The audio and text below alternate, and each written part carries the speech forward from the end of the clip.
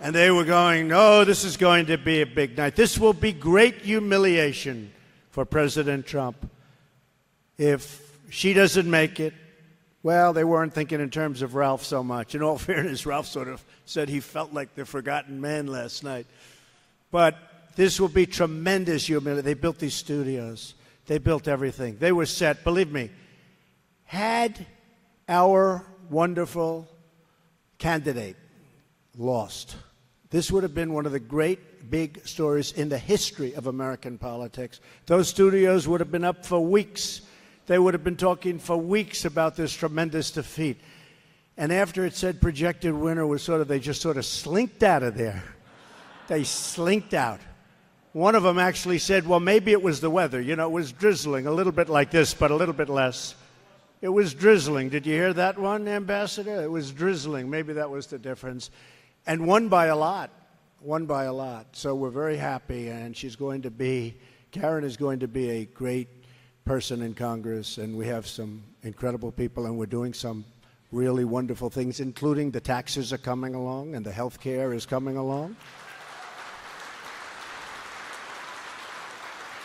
And we have Gary Cohn, the president of Goldman Sachs, who left Goldman Sachs on a slightly higher salary than he's getting right now by like hundreds of millions of dollars, like by a lot.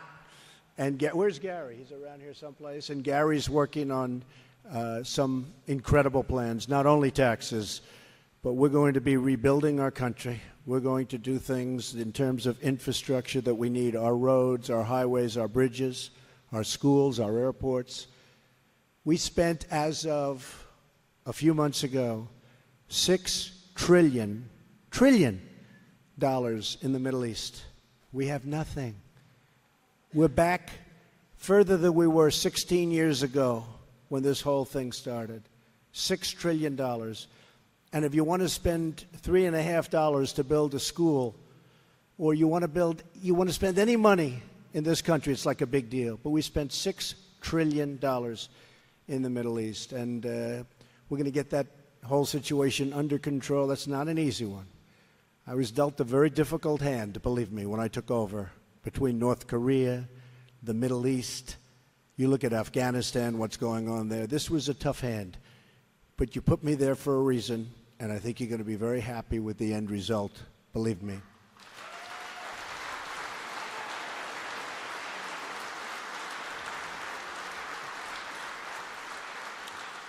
American farmers and ranchers are the best, absolute best at what they do.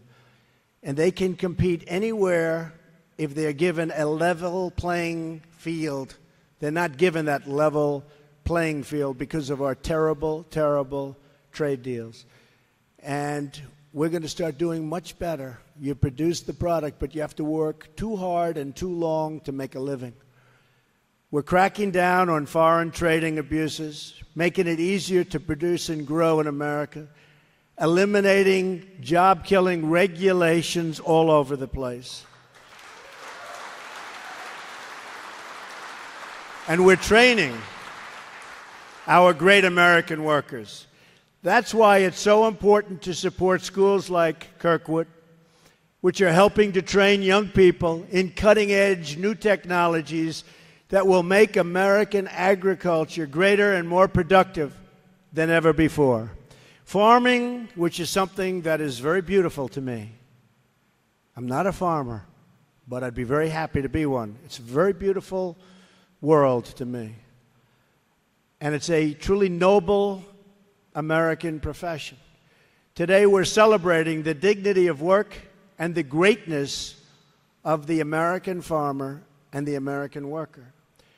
George Washington once wrote, "I'd rather be on my farm than be emperor of the world." We understand that. Especially after I spend all this time in Washington, I can really understand. I want to make sure the next generation of Americans has that opportunity as well. And in particular, that includes your children and your grandchildren, and working very hard to get rid of the death tax so that those farms can be passed on.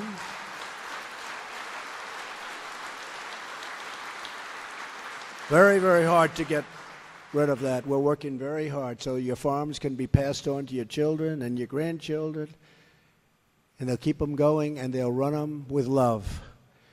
We want to eliminate the intrusive rules that undermine your ability to earn a living, and we will protect the corn-based ethanol and biofuels that power our country.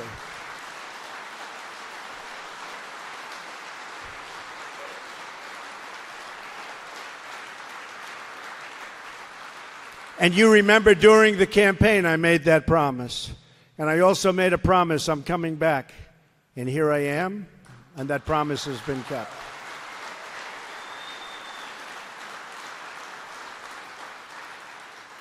And even Terry's clapping about that one, but he was fighting very hard for that, believe me.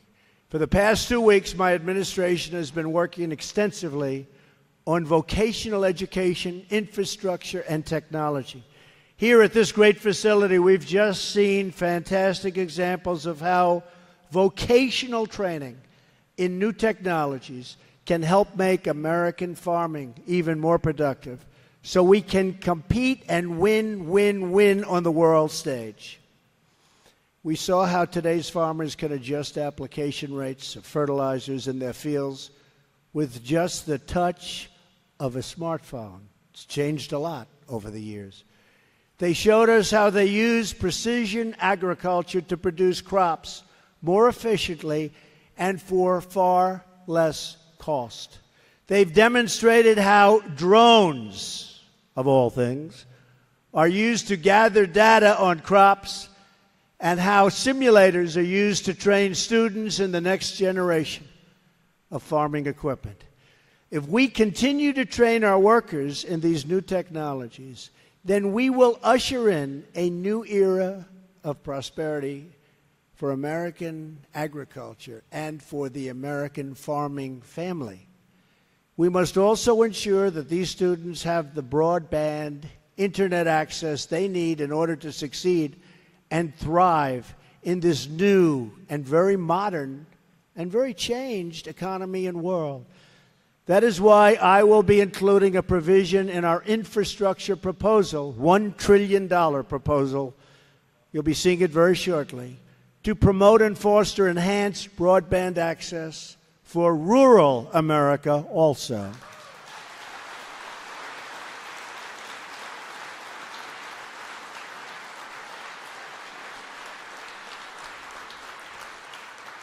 We know that Wall Street wants it very badly, but you know what else? The farmers also want it, and you're going to have it. We have to make sure American farmers and their families, wherever they may be, wherever they may go, have the infrastructure projects that they need to compete and grow. And I mean grow against world competition, because that's who you're up against now. We will rebuild rural America. American farmers, thank you.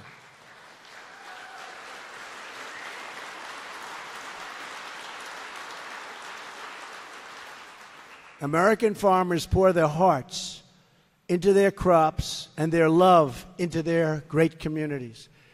That's why they call this the Heartland. And those maps, those electoral maps, they were all red, beautiful red. Beautiful.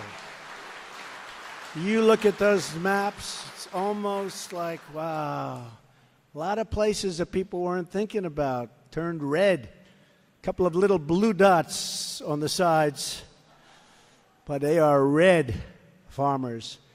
And our farmers' work ethic feeds America, and their toughness and grit define America. They're tough and they're smart.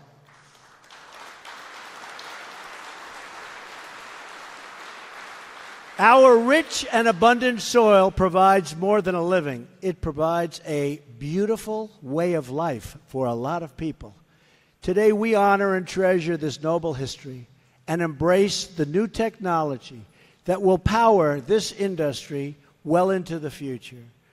With incredible leaders and students like all of you, I know that the future of American farming has never looked brighter. Believe me, and with me as your president, it's going to be that way. I will tell you that.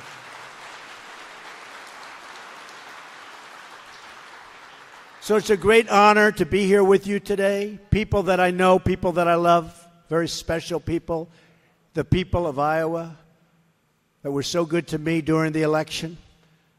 So many friends. I want to thank you for being here. God bless you, and God bless America. Thank you very much. Thank you.